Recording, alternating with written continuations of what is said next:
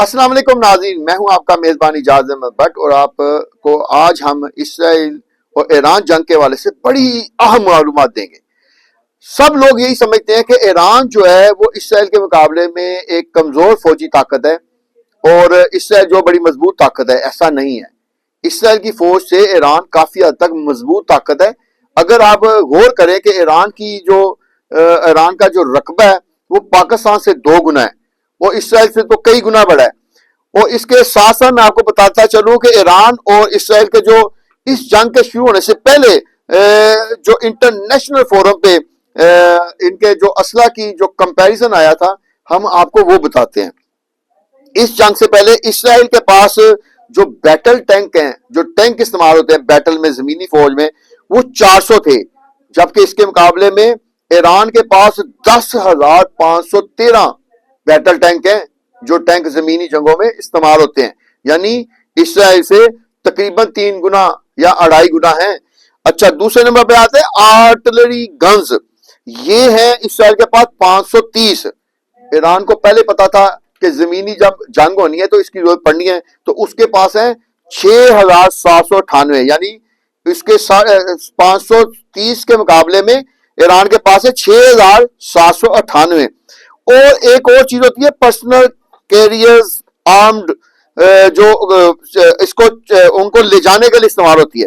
یہ اسرائیل کے پاس زیادہ ہے، کیونکہ وہ غزہ میں اور فلسطینیوں کو مارنے کے لیے یہ جو بختر بند گاڑیاں نہیں ہوتی وہ زیادہ استعمال کرتے ہیں۔ تو اس کی تعداد اسرائیل کے پاس 1190 ہے، جبکہ ایران کے پاس یہ کم ہے، یہ 640 ہے۔ لیکن 640 بھی جنگ جب دو بدو ہوتی ہے اس کے لیے کافی ہے۔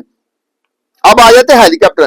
ہیلی کاپٹر اسرائیل کو جو جنگی ہیلی کاپٹر ہیں وہ تو امریکہ نے دیا، جو بیٹل میں براہ راست میزائلوں کے ساتھ حملہ آور ہوتے ہیں۔ لیکن یہ والے جو جنگی ہیلی کاپٹر ان کے مقابلے میں ایران کے پاس سادہ اور جنگی ہیلی کاپٹر ملا کے وہ ہے 50، اور اسرائیل کے پاس ان کی تعداد زیادہ ہے، لیکن وہ اسرائیل نے پبلش نہیں کی ہوئی۔ اچھا، اب آ جاتے ہیں یہ نیوی کا کمپیریزن ہونا چاہیے۔ نیوی میں اسرائیل کے پاس جو سب میرین ہے نا وہ 5 ہیں، اور جبکہ ایران کے پاس یہ 17 ہیں، 17۔ اچھا، ایک بڑی اہم چیز ہوتی ہے جس کو کہتے ہیں پیٹرول اینڈ کوسٹل کمبیٹنٹس۔ یہ سمندری جو قزاق وغیرہ ہوتے ہیں ان کا، اور چھوٹے موٹے قزاق ہوتے ہیں ان کا مقابلہ کرنے کے لیے ہوتی ہیں۔ یہ اسرائیل کے پاس ہے 49، اور ایران کے پاس 68 ہے، کیونکہ ایران ایک بڑا ملک ہے، اس کی جو بحری رقبہ ہے وہ بھی بہت، اس کو ایریا جس کو بولیں گے سمندری جو اس کے زیر قابض ہے وہ بہت بڑا ہے، اس لیے اس کے پاس ہے 68۔ اور ایک ہوتی ہے کووٹس، یہ بھی اسی کے لیے چھوٹے جو جہاز ہوتے ہیں، یہ اسرائیل نے اپنے جہاز شائع نہیں کیے ہوئے، جبکہ ایران کے پاس 7 ہیں۔ اور جو چھوٹے شپ ہیں وہ بھی اسرائیل کے پاس جو ہے وہ تقریباً 8 کے قریب ہیں، ایران کے پاس 12 ہیں۔ اور جو لینڈنگ کرافٹ ہوتے ہیں وہ ایران کے پاس 11 ہیں، جبکہ اسرائیل نے اپنی تعداد نہیں بتائی ہوئی۔ اور سب سے عام چیز ہے جو سپورٹ وہیکل ہوتے ہیں نا، لاجسٹک اینڈ سپورٹ وہیکل، یہ ہوتا ہے جو جہازوں سے عملے کو نکالنے کے لیے، فوج کو ٹرانسفر کرنے کے لیے۔ اچھا، یہاں ہمیں ایرانی جو فوج ہے اس کی تعداد کے حوالے سے بھی ذکر کرنا ضروری ہے۔ ایران کی مجموعی طور پر جو فوج ہے نا وہ 2 طرح کی ہے۔ ایک اس کی فوج ہے جو جیسے عام ممالک میں فوج ہوتی ہے دفاعی، جو ساری حکمت عملی آتی ہے، وہ ہے آرتش۔ آرتش جو اس کی آرمی ہے یہ اپنے ملک کی جو سرحدوں ہیں ان کی حفاظت کرتی ہے۔ اور دوسری فوج جو ہے ان کو کہتے ہیں پاسداران انقلاب فوج، ان کو IRGC بھی کہا جاتا ہے۔ اور اس کا جو مقصد ہوتا ہے نا، یہ نظریاتی جو ایران کا فلسفہ ہے نا اس کی حفاظت کرنا ہے۔ یعنی جو انقلاب آیا تھا ایران میں، تو آپ دیکھیں کہ پاکستان میں جیسے فوج ہے یہ ہمیشہ پاکستان کے نظریے کی بھی حفاظت کرتی ہے اور پاکستان کی سرحدوں کی بھی، لیکن ایران میں یہ سسٹم علیحدہ رکھا گیا ہے۔ ایران میں ایک رکھا گیا ہے کہ یہ جو 3.5 لاکھ فوج باقاعدہ جس کو فوج کہا جاتا ہے، وہ جو ہے نا وہ ملک کی سرحدوں کے لیے اور ملک میں گڑبڑ کے مقابلہ کرنے کے لیے، جبکہ جو پاسداران انقلاب ہے وہ جو ہے وہ صرف سرحدوں کا تو وہ دفاع کریں گے ہی کریں گے، لیکن اس کے علاوہ وہ جو انقلاب ایران ہے اس کے نظریے کا بھی جو ہے نا دفاع کریں گے۔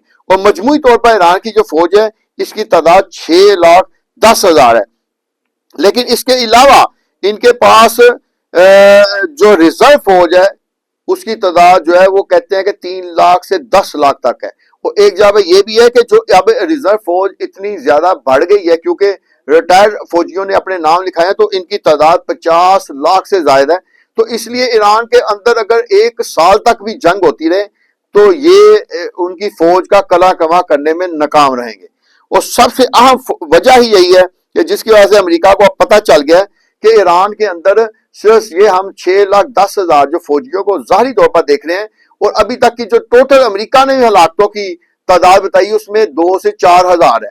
تو 2 سے 4 ہزار فوجیوں کو اگر آپ نے ہلاک کر بھی دیا یا شہید کر بھی دیا ہے تو پیچھے 10 لاکھ موجودہ فوج ہے اور 50 لاکھ ریزرو فوج ہے. تو آپ اتنی بڑی آرمی کا کیسے مقابلہ کریں گے جبکہ ان کے سارا میزائل سسٹم جو ہے وہ بھی زیر زمین ہے. اس حکمت عملی کو دیکھتے ہوئے امریکہ اور اسرائیل نے بنیادی طور پر ذہنی طور پر اپنی شکست تسلیم کر لی ہوئی ہے. اب صرف یہ پاکستان کے ذریعے کوئی ایسا اپنا اور اب یہ پاکستان کے ذریعے یا پاکستان کے دوست ممالک کے ذریعے کوئی ایسا معاہدہ کرنا چاہتے ہیں کہ جس کی وجہ سے وہ اپنا فیس سیونگ کرتے ہوئے اس جنگ سے باہر نکلیں. لیکن ان کی فیس سیونگ ہونی نہیں کیونکہ ایران کا جو ان کا انقلاب ہے اس کی باقیات بھی موجود رہے گی اور ان کا سسٹم جو ہے فوجی اور سول وہ بھی پرانا ڈھانچہ ہی موجود رہے گا جس کی وجہ سے یہ پہلی بار ہوگا کہ امریکہ کو شکست ملے گی. اور جیسے روس میں گورباچوف کو کہا جاتا ہے کہ اس نے روس کے ٹکڑے کروائے تو یہاں ٹرمپ کو کہا جائے گا کہ اس نے امریکہ کے ٹکڑے کرانے میں بنیادی کردار ادا کیا. تو یہاں ہمارے آج کے ویلاگ کا ٹائم ختم ہوتا ہے. تو اپنے میزبان اجازت بٹ کو دیجیے اجازت. تو آئندہ کسی نئے موضوع کے ساتھ دوبارہ پیش ہوں گے. اللہ حافظ.